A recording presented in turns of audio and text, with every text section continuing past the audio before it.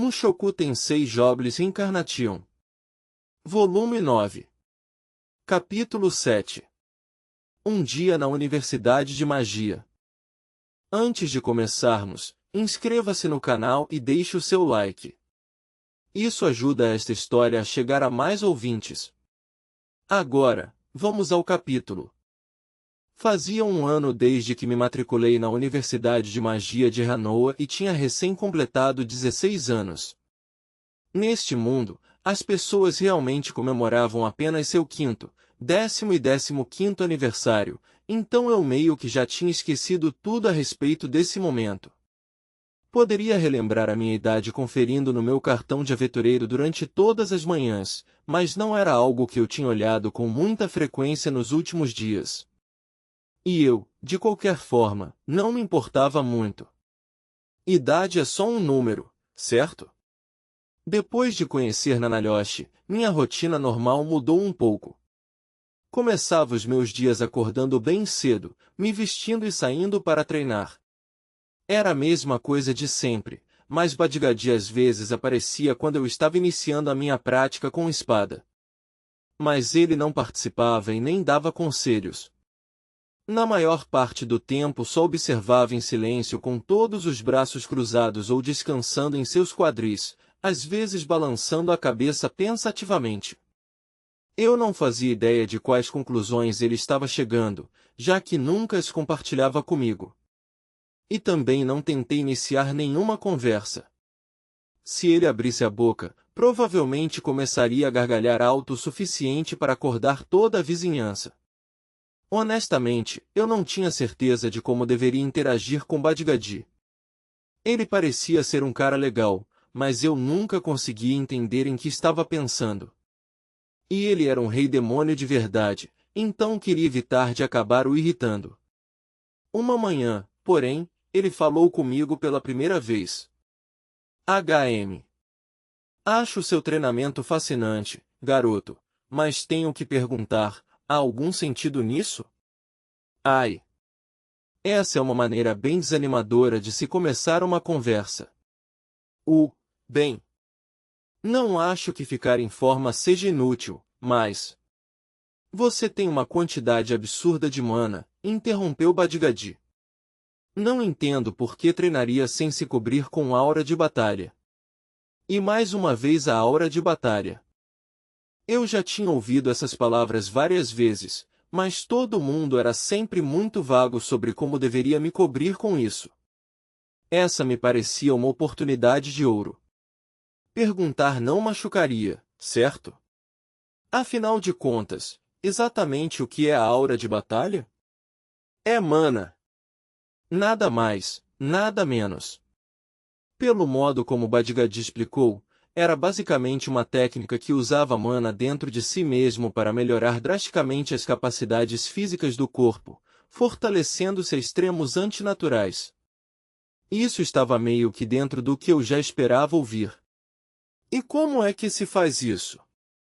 Só espalhe um campo de mana sobre cada parte do seu corpo e o pressione firmemente contra você.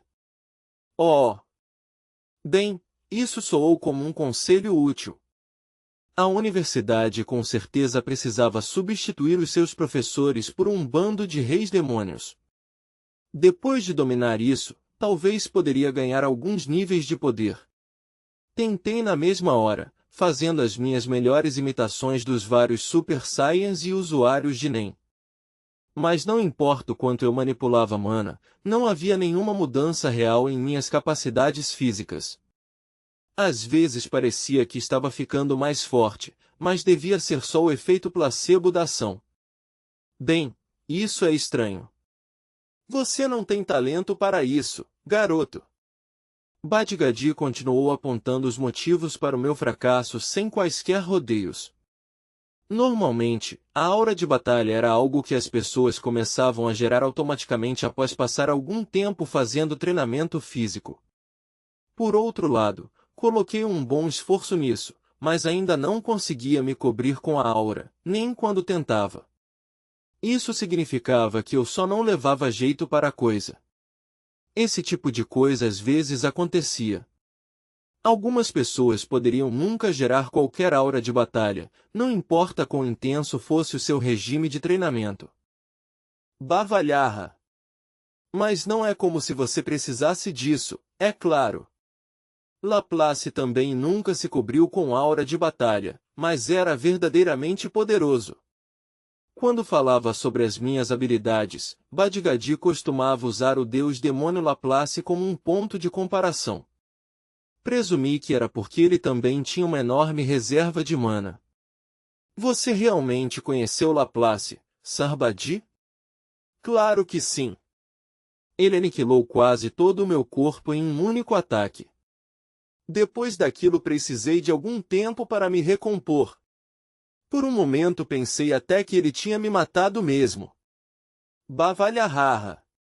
Existe algum motivo para você parecer tão orgulhoso disso?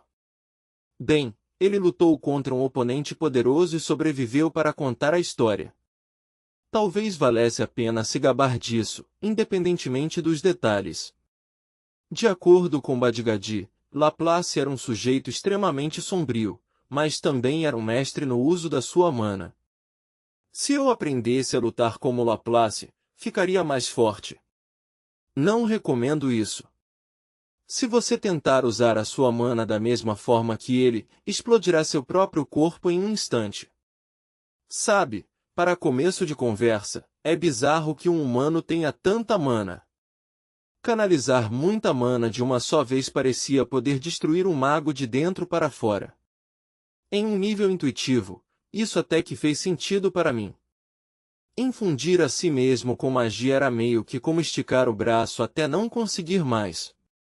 Se continuasse forçando além desse limite, provavelmente acabaria com o equivalente a 1 ou 2 ossos quebrados. Laplace, por outro lado, não só possuía um suprimento gigantesco de mana, como seu corpo também era robusto e possuía a habilidade técnica para usá-lo. Em comparação, eu era uma coisinha frágil e desajeitada. Não importa o quão duro eu treinasse, nunca alcançaria o nível dele. Mas por que você quer ficar ainda mais forte, garoto? Por quê? Bem, alguém quase me matou há não muito tempo. Eu queria ficar forte o suficiente para que aquilo não voltasse a acontecer. Isso me parecia razoável. Conheci muitos homens que buscavam excessiva fama e força, e isso nunca acabou bem. Veja o meu sobrinho, por exemplo. Orgulhoso demais. Ficou um pouco mais calmo depois de quase morrer, mas até aquilo estava obcecado pela ideia de se tornar o homem mais forte do mundo. Existem coisas mais importantes na vida do que isso, sabe? Tipo o quê? Tipo mulheres. Disse Badgadi com um sorriso satisfeito. Assim que você conseguir uma, vai entender. Bavalharra. Para ser justo, as pessoas que queriam o poder pelo poder em geral eram vilões. Ao menos era assim que as coisas funcionavam nos mangás que eu li na minha vida anterior. Mas não planejava dedicar a minha vida à busca pelo poder nem nada assim. Ser forte permitia ficar mais confiante, mas não tornava a pessoa melhor ou mais feliz só por isso. Eu poderia entender por que alguém priorizaria algo divertido como brincar com mulheres acima disso. Graças à minha condição, porém, essa não era exatamente uma opção. Isso me lembra, Vossa Majestade. Sim? O que é? Por acaso você não saberia de uma cura para a impotência? Não. Acho que nem mesmo os reis demônios sabem tudo. Após terminar o treinamento, tomei um café da manhã rápido e fui para a aula. Minhas manhãs começavam com a magia de desintoxicação intermediária. Mesmo no nível iniciante, a desintoxicação permitia que a pessoa curasse uma enorme gama de doenças comuns e purificasse o corpo da maioria dos venenos. Mas ao se tratar de doenças raras, ou de um veneno usado por monstros de rank elevado, precisava conhecer feitiços mais avançados, aqueles com encantamentos específicos, que exigiam o uso de muita mana. As aulas de desintoxicação intermediária e além eram principalmente acerca desses feitiços ultradirecionados. Os encantamentos eram tão longos que davam até sono. Mesmo no nível intermediário, teria que entoar uma frase várias vezes mais longa do que a usada para qualquer feitiço ofensivo. Os encantamentos modernos eram considerados versões abreviadas de frases mais antigas e menos refinadas, mas quando se entrava nos níveis mais avançados de certas disciplinas, parecia que nunca haviam sido encurtados. E também existiam muitos deles para aprender. Para a desintoxicação intermediária, precisava memorizar mais de 50 encantamentos diferentes. Alguns dos venenos na verdade eram criados, para minha surpresa, talvez possuíssem algum uso médico em determinados casos. No nível avançado, precisaria aprender mais de 100 feitiços. Depois de alcançar esse nível, precisaria de algumas habilidades de memorização bem desenvolvidas. No nível santo, era suposto que existia a necessidade de memorizar ainda mais coisas, mas a quantidade de mana necessária para lançar um único feitiço aumentava dramaticamente. E quanto aos feitiços de nível rei e acima, era como olhar para coisas pesquisadas e planejadas por uma nação inteira, e na maioria dos casos guardadas como segredo de Estado. Alguns criariam venenos incuráveis no lugar de qualquer outra coisa, e isso servia como uma ameaça aos outros países. Outros criavam antídotos específicos para esses mesmos venenos. Era basicamente uma espécie de corrida armamentista. A propósito, o único feitiço de desintoxicação de nível divino do qual ouvi falar era aquele que curava uma doença estranha e terrível chamada de Síndrome da Petrificação. Se isso não fosse tratado, iria lentamente transformando a mana contida no corpo do indivíduo em uma pedra mágica. Apenas uma pessoa foi capaz de usar o feitiço em questão. E isso era cuidadosamente guardado na grande catedral de Militium. Só um adendo, conforme passava da desintoxicação intermediária para avançada e continuava seguindo em frente, os encantamentos ficavam cada vez mais longos. Com base no que vi, um feitiço de nível rei poderia exigir que um livro inteiro fosse recitado em voz alta. Meu novo cérebro não era nada ruim em lembrar das coisas, mas isso ainda me parecia um trabalho bem difícil. Para ser honesto, monges e sacerdotes pareciam nunca conseguir um tempo. Não importa em que mundo estivessem, sempre tinham cânticos tediosos para memorizar. Eu, pessoalmente, planejava só carregar um livro com os encantamentos gravados. Meu principal objetivo nesta aula era ver se poderia encontrar algum feitiço que poderia curar a minha condição. Mas, pelo que o professor me disse, não havia nada que pudesse me deixar mais animado no nível intermediário. Nada surpreendente, sério. Depois que a minha primeira aula acabou, chegou a hora do almoço. Fazia meses que eu comia do lado de fora, mas estava começando a esfriar, então decidi criar um pequeno abrigo para uso particular. Usei magia da terra para cercar uma das mesas externas com 4 paredes e um teto, então abri um buraco no meio da mesa e acendi uma fogueira dentro dela. Depois de adicionar um buraco para a saída da fumaça no teto, a minha cabaninha aconchegante estava pronta. Sentar ao lado daquela mesa era mesmo muito bom, já que o fogo aquecia a pedra toda. Infelizmente, o vice-diretor Genius logo apareceu e me deu uma bronca. Em vez de fazer o meu próprio ambiente do lado de fora, fui incentivado a usar o prédio que já estava construído. Decidi começar a comer no primeiro andar do refeitório. Já esperava pelos protestos de Zanoba, mas ele aceitou na mesma hora. Julie, de qualquer forma, não seria capaz de se sentar conosco no terceiro andar. Pelo visto, existia uma regra informal por lá que ditava que os escravos não podiam usar as cadeiras. Isso não se aplicava a outros lugares, é claro. Zanoba não tratava Julie como uma escrava, mesmo com ela tecnicamente sendo. Ele a considerava uma jovem aprendiz na arte de fazer estatuetas, nada mais, nada menos. Dito isso, ela continuava sendo a sua subordinada, então não era raro ver ele dando alguma ordem. O tratamento dado aos escravos variava muito neste mundo, dependendo de onde estava e de quem era o dono. Eu não tinha certeza se o tratamento de Zanoba era bom ou ruim. Ele ao menos não agia como se ela estivesse abaixo dos humanos. Merda, aquele é o Rudeus. O que há com aquele cara, afinal? Como diabos ele tomou o controle da classe especial em um único ano? Eu estava lá quando ele acabou com o Rei Demônio. Cara, ele usou só um feitiço. Quando entrei no refeitório, a multidão se separou na minha frente e ouvi murmúrios de todos os lados. Não me lembrava de tomar o controle da classe especial, e meu único golpe em Badgadi foi retribuído com 3 socos, mas tanto faz. Não era uma sensação ruim, embora eu tivesse que me assegurar de que isso não subiria à minha cabeça. Orsted me ensinou uma lição muito dolorosa sobre os perigos de ficar confiante demais. Se meu ego ficasse grande demais, eu acabaria voltando a sofrer. Segui o caminho aberto pela multidão e me vi conduzido diretamente a uma mesa no fundo do refeitório. Bavalharra! Vejo que finalmente ficou frio demais para você comer lá fora, garoto. Badgadi estava sentado lá. Por alguma razão, estava tomando canecas enormes de uma bebida que definitivamente não era servida no local. Julgando pelo tom avermelhado da sua pele negra, provavelmente já devia estar até um pouco bêbado. Os outros estudantes, parados a uma distância segura, olharam para mim com expectativas.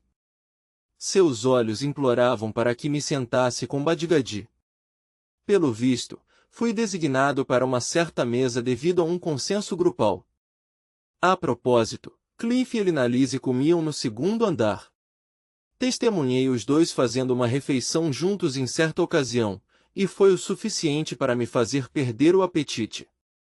Os dois passavam o tempo todo alimentando um ao outro e trocando beijos apaixonados, ignorando todo e qualquer olhar. Assistir aquilo me deixou com uma sensação de vazio interno, então decidi manter certa distância deles durante as refeições. Mestre, o que o Rei Demônio está bebendo? Perguntou Julie, puxando a manga de Zanoba. Isso parece muito bom. Bavalharra! Você é uma anã, com certeza. De fato, esta cerveja é da mais alta qualidade. Isso estava no esconderijo secreto daquele homem com uma bola de pelo na cabeça. Eu tinha ouvido falar que anões gostavam de beber, sim, mas... Julie já tinha gosto por álcool? Senti que ela ainda era jovem demais para isso, mas, pelo visto, eu era o único pensando assim. HM. Sambadi, se importaria se ela provasse um pouco? De forma alguma. Beber sozinho não tem graça, sabe? Bebam tanto quanto quiserem. Bavalharra. Julie pegou uma caneca que Badi havia enchido até a borda com a cerveja e começou a beber cada vez mais. Será que isso era mesmo uma boa ideia? Ela ainda devia ser um pouco jovem demais para isso, não? Digo, é claro que sempre poderíamos usar magia de desintoxicação no caso de ela ficar muito bêbada, mas, mesmo assim... Então, mais uma vez, aos meus 7 anos de idade eu já dava umas bebericadas. Ser contra isso talvez fosse hipocrisia da minha parte. Então eu talvez também queira uma caneca, disse Zanoba. Você tem aulas hoje, lembrei. Isso provavelmente não é uma boa ideia. Ah! Se você diz isso, mestre. Minhas desculpas, Sambadi. Bavalharra. Vocês não podem nem beber quando sentem vontade? A vida de um estudante deve ser infeliz. Escutando essa conversa barulhenta, comi meu almoço e parti para minha próxima aula. Desta vez era um curso de cura avançada, localizado em uma sala de aula do 5º ano. Fiquei surpreso ao descobrir que Porcena também estava assistindo essa aula. A parte mais surpreendente, para ser específico, é que era apenas a Porcena. Linia estava vendo alguma aula diferente. Porcena não costumava levar nada a sério. Mas, para o seu crédito, prestava bastante atenção às palestras, enquanto mastigava pedaços de carne seca, é claro. Ainda assim, a maioria dos outros alunos tinha medo dela, graças à sua reputação de delinquente, então ela costumava passar quase o tempo todo sozinha. A garota tinha até problemas para conseguir alguém para formar um par consigo nas sessões de habilidades práticas. Graças a isso tudo, parecia genuinamente grata pela minha companhia. Nesta tarde, chegou até a dizer: "Você é o melhor, chefe. Aqui, pode ficar com o meu bem mais precioso." O presente que recebi foi um pedaço de carne seca que já estava meio comido. Pelos padrões dela, devia ser um gesto muito especial. Aceitando com um aceno de cabeça, fui em frente e lambi a carne toda, saboreando o gosto da garota cadela.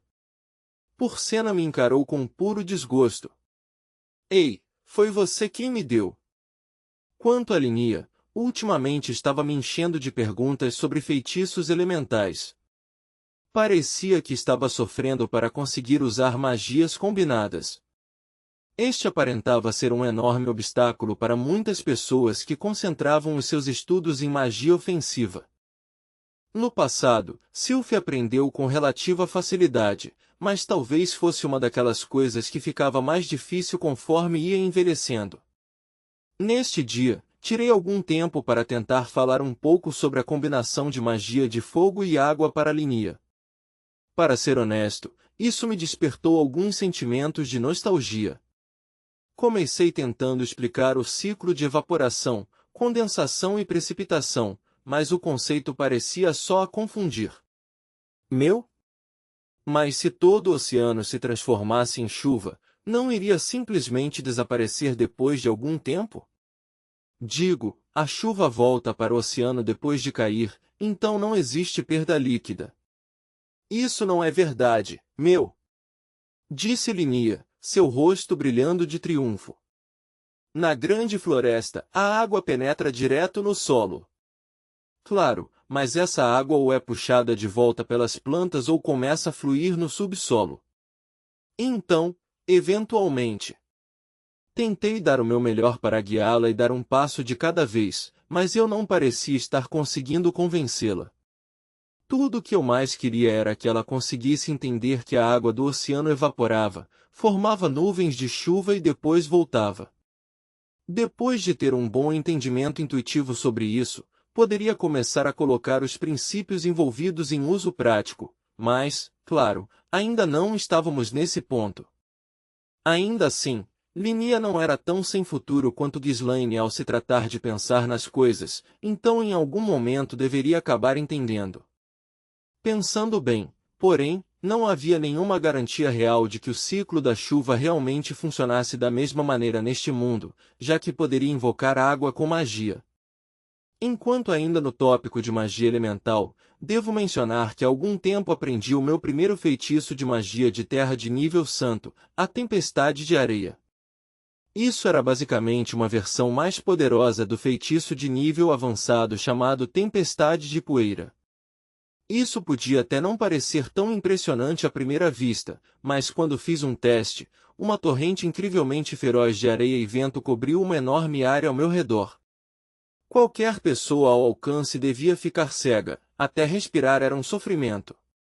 E mesmo quando o feitiço finalmente passava, todo o campo de batalha ficaria coberto por enormes pilhas de areia instáveis e desmoronantes.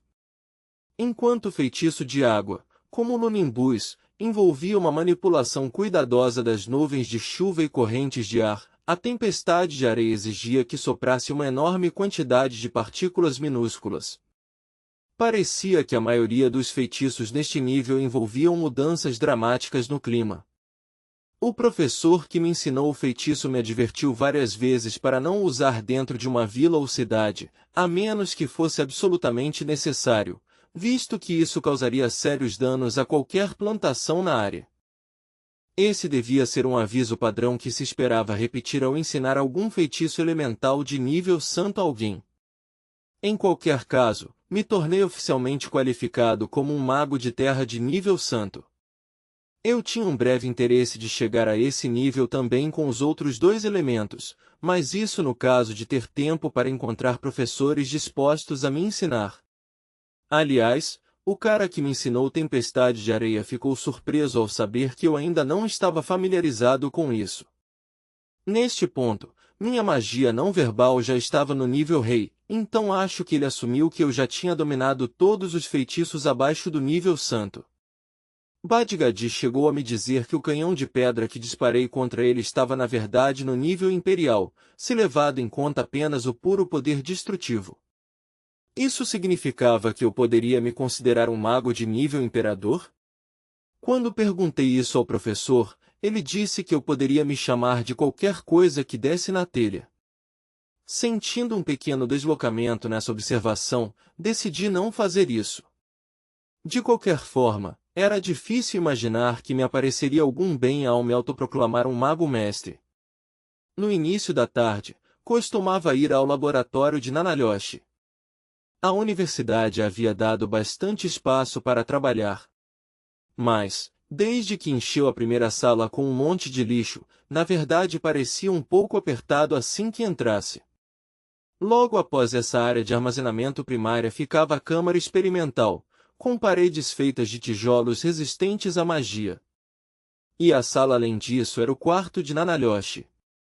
Ela parecia estar mantendo um considerável estoque de comida em um canto, e isso meio que me preocupou. Por que estava dormindo bem ao lado da comida? E se isso atraísse ratos ou baratas?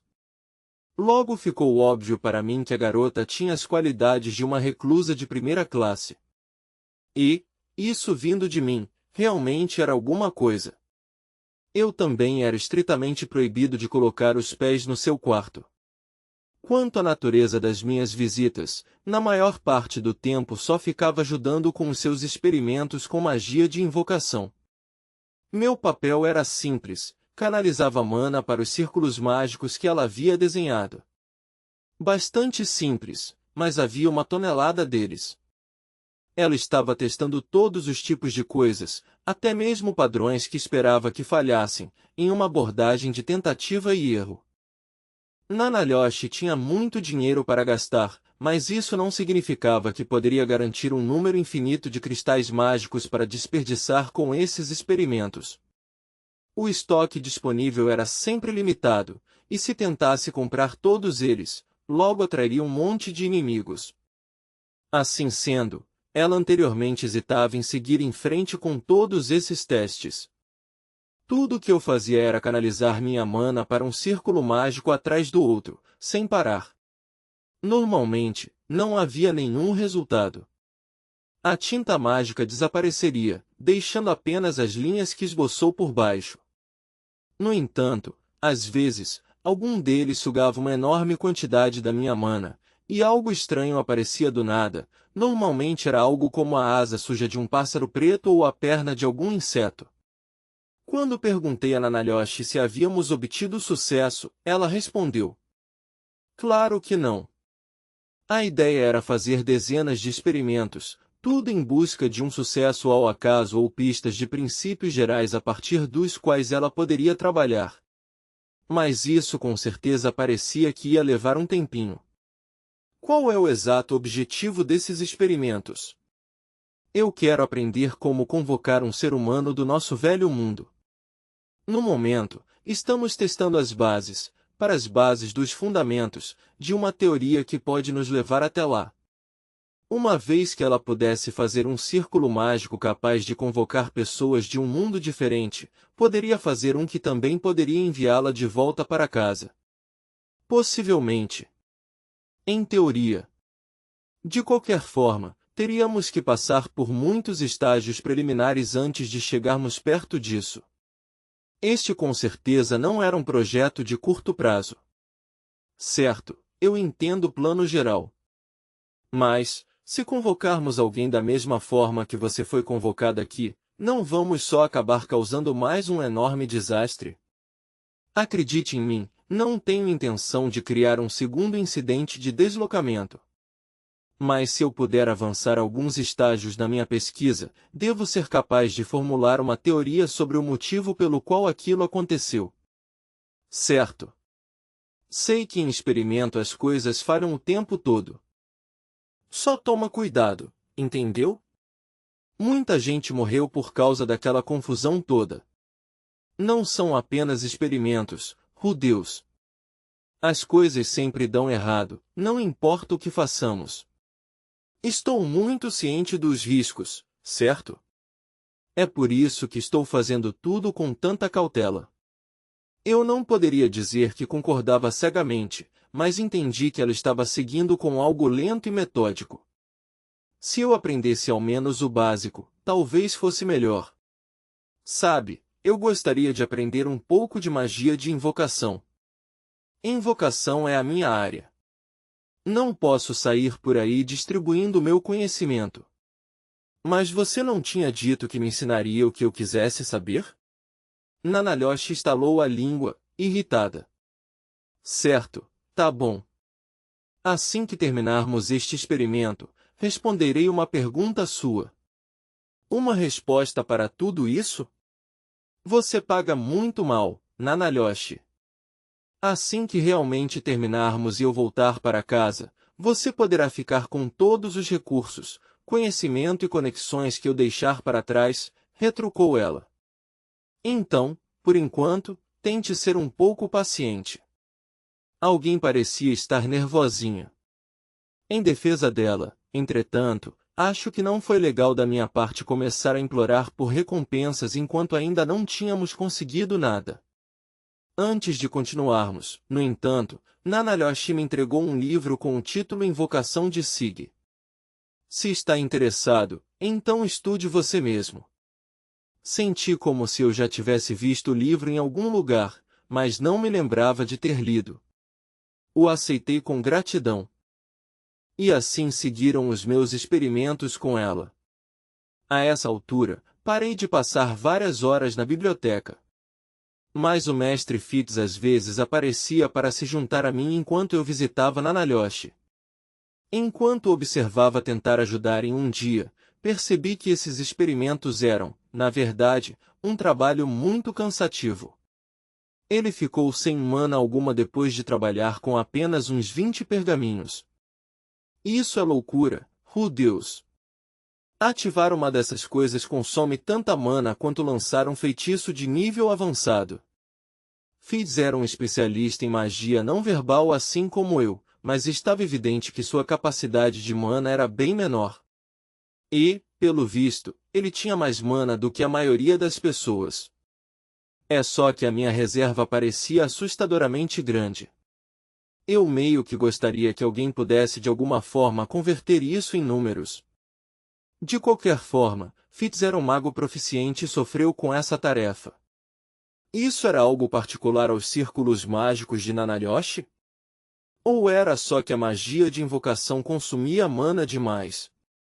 Ao contrário dos feitiços ofensivos, provavelmente ninguém usaria uma dúzia de feitiços de invocação diferentes em uma única batalha ou coisa assim, então parecia razoável que pudessem ter um custo de mana bem maior. Mas os pergaminhos não produzirem nenhum efeito e ainda drenarem tanto poder de Fitz era um absurdo. Talvez tivesse algo a ver com o fato de que estávamos tentando invocar coisas de um mundo diferente. Sinto muito, Deus. Tenho que proteger a princesa Ariel, então não acho que posso ajudar com isso. Preciso manter um pouco de mana para o caso de... Sim, é claro. Isso faz todo sentido. Por alguma razão, ultimamente Fitz parecia um pouco abatido. Talvez estivesse se sentindo mal com isso tudo. Afinal, parecia ter alguma confiança em seus talentos como mago. Todo mundo tinha o seu orgulho. Isso não era algo em que eu prestava atenção, mas para um jovem como ele, podia parecer a coisa mais importante do mundo. E Nanalhosh nem conversou muito com o mestre Fitz quando ele apareceu. Então, mais uma vez, tive a impressão de que Fitz também não era um grande fã de Nanalhosh. Eu não sou muito útil aqui, sou? A voz de Fitz soou francamente abatida. Na mesma hora balancei a minha cabeça. Isso não é verdade. Não é? Claro que não. Ter você por perto é reconfortante. No passado, Fitz me ajudou de várias maneiras. Ele talvez não pudesse ajudar muito nessa tarefa em particular, mas eu não queria mandá-lo embora só porque não estava sendo útil para mim. Se ele tivesse algo mais urgente para lidar, eu não o forçaria a ficar, mas se estivesse pensando em ir embora porque não podia ajudar, o encorajaria a reconsiderar. Por favor, continue vindo aqui comigo quando tiver tempo, Mestre Fitz. Estamos procurando por respostas há meses, sabe? Vamos seguir juntos em busca da verdade. Claro. Obrigado, Deus, disse Fitz com um sorriso tímido. Seu sorriso era realmente poderoso. Fitz devia ter só uns 13 anos no momento, mas alguns anos depois, deveria se tornar um verdadeiro arrasador de corações. Para ser honesto, ele era tão fofo que, ultimamente, era difícil para mim não responder a ele por instinto, assim como fazia com as garotas. Havia algo de errado com os meus olhos ou o quê? Será que eu estava despertando para um interesse latente por homens? Quando o sol se pôs, voltei para o meu dormitório com Fitz. Iríamos nos separar um pouco antes do dormitório feminino, assim como de costume. Ah, claro. Deus? Sim. Acho que a partir de agora, se quiser, pode pegar essa estrada. Fitz indicou o caminho à sua frente. Ele levava ao lugar onde fui acusado de roubar roupas íntimas logo após me matricular na universidade. Desde aquele dia, tive o cuidado de não vagar pelas proximidades. Vamos lá, Mestre Fitz. Você está tentando me fazer ser atacado por uma horda de garotas furiosas de novo? Hehe. Não sei se é isso que aconteceria desta vez. Você ficou meio popular pelo dormitório feminino, sabe? Hã? Espera, sério? Agora sou como o príncipe do clube de tênis? Tênis? Fitz parecia totalmente perplexo. Compreensível. Bem, continuou ele, as pessoas estão dizendo que você é na verdade um cavalheiro. Você bate nos caras ruins, mas nunca machuca os alunos normais, certo? Digo, você é forte o suficiente para derrubar o Rei Demônio, e ele venceu todos aqueles guerreiros do povo fera sem nenhuma dificuldade, mas quando as garotas o cercaram e começaram a te ameaçar, você não fez nada com elas. Ele só podia estar inventando isso, certo? Eu tinha ouvido a maneira como as pessoas cochichavam sobre mim no refeitório. E com certeza não existia nenhum fã-clube meu. Hehe. No começo ficaram todas com medo de você, é claro. Mas Linia e Porcena andaram falando, nosso chefe é um cara legal, meu. Ele nunca surra os fracos. Enquanto imitava a voz de Linia, Fitz usou as mãos erguidas para fingir que eram orelhas de gato. Como posso dizer? Isso era fofo. Injustamente fofo. Algo assustador e misterioso estava acontecendo ao redor da minha virilha. Depois disso, a opinião delas sobre você melhorou muito rápido.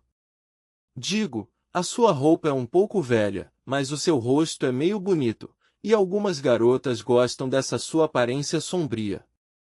Ah, e você não é um idiota insistente, mesmo sendo muito poderoso. Aquelas duas deviam ter feito um trabalho muito bom. Da maneira como Fitz descreveu, também não mencionaram toda aquela coisa de impotência. Em breve devo dar um bom bife para a Porcena. Mas, e quanto a Linia? Não sei nem o que ela quer. Status? Honra? Dinheiro? É claro, algumas garotas ainda sentem medo de você. Tipo a Goliade, por exemplo. Ah, é mesmo. Isso faz sentido. Afinal, ela que estava comandando aquele grupo no meu primeiro dia. E esses dias eu meio que a intimidei. Sério? Bem, Lini e Porcena também a importunam por causa disso sempre que a veem. HM. Isso podia explicar a reação dela quando eu tentei dizer olá. Você não intervém nem nada, Mestre Fitz? Não. Digo, bem, a culpa é dela. Foi ela quem decidiu que você era um cara ruim, e nem tinha motivos para isso. Ela talvez aprenda algo com isso. Uau! Fitz podia ser duro quando queria. Eu podia entender o ponto dele, mas a intimidação não era a resposta certa. Não acho que ela fez aquilo por mal. Tente não a incomodar muito, certo? Eu agradeceria se também passasse essa mensagem para Linia e Porcena. Minha voz saiu mais severa do que eu pretendia. Fitz ergueu as mãos em um gesto apaziguador, parecendo um pouco confuso. Ninguém está a incomodando, Deus. É mais como se às vezes a provocassem. Não acho que ela esteja com medo ou coisa assim, só um pouco exasperada.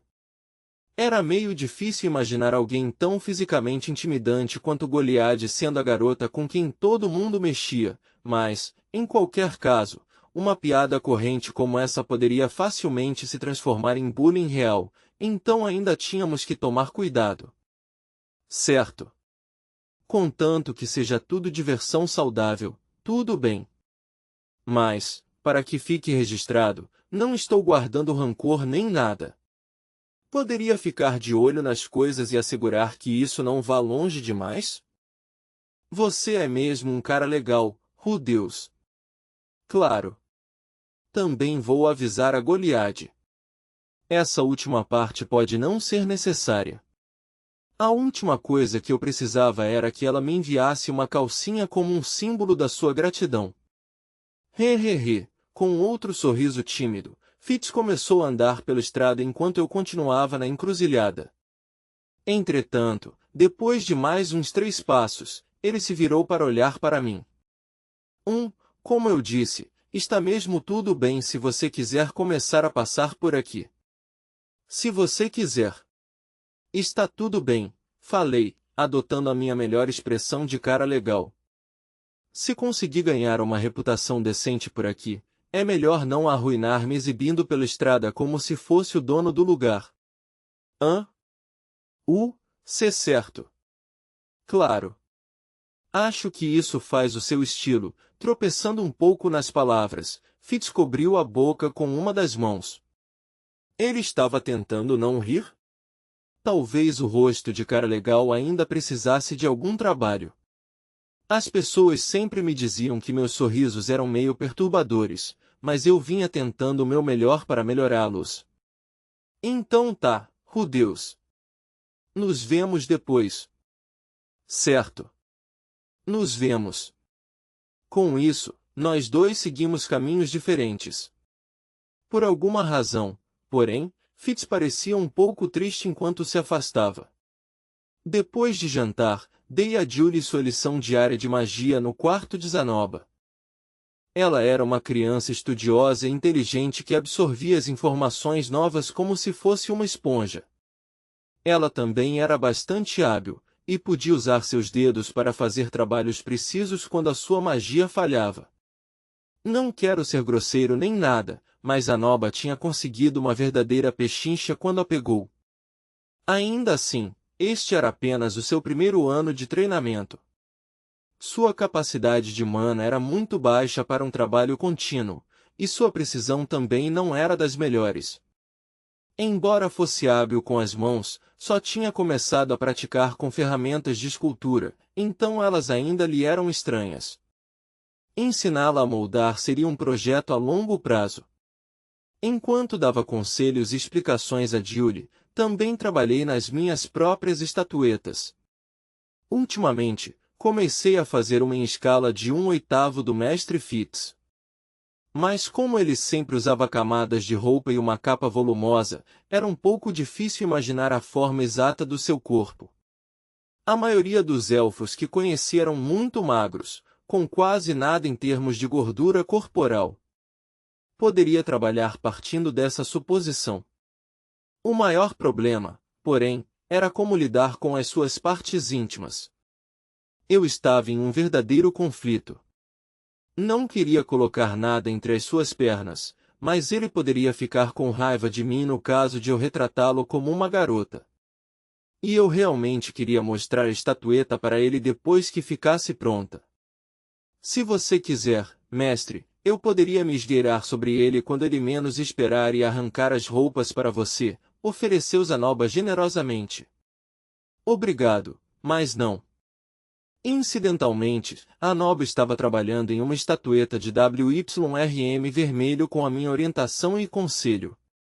As partes componentes desta estatueta eram todas bem grandes, então era um bom projeto para ele. Ainda assim, ele não era o melhor com as mãos, então o progresso era lento. Teríamos que fazer isso passo a passo. Antes de dormir, parei um pouco para ler. Eu estava trabalhando no Invocação de Sig, o livro que peguei emprestado de Nanalyoshi. Era a história de uma bruxa chamada Sig, que invocou muitos diabos temíveis por vários motivos. No final, usou uma oferenda enorme e uma grande quantidade de mana para invocar uma criatura que era mais forte do que ela, que a matou e devorou na mesma hora. Seu aluno, lamentando amargamente por essa tragédia, jurou nunca invocar nada além da sua capacidade de controle. Havia uma moral na história e tudo mais. Parecia um conto de fadas. Se alguém como eu, que tinha mais mana do que precisava, invocasse a criatura mais forte que pudesse, havia uma boa chance de que algo muito poderoso e perigoso para se lidar aparecesse. Essa era ao menos uma lição importante. Teria que começar bem devagar com essas coisas e ter certeza de entender os riscos antes de fazer algo dramático demais. Ainda assim, o livro não tinha nenhum detalhe concreto sobre como os diabos foram invocados, ou a natureza dos círculos mágicos que a bruxa usava. Bem, na verdade não havia muito o que estudar nele. E assim, mais um dia típico na Universidade de Magia chegou ao fim. Eu ainda não tinha encontrado nenhum meio de curar a minha condição. Parecia quase que eu tinha perdido a minha chance e passei para a próxima parte da história na mesma hora que conheci Nanalyoshi. A profecia do Deus Homem talvez tivesse me deixado animado demais. Eu talvez devesse ter procurado pela resposta com mais urgência e ter tentado todos os tipos de coisas. Mas, por acaso, minhas preocupações se mostraram infundadas. Pouco depois deste dia, as coisas avançaram rapidamente para uma resolução inesperada.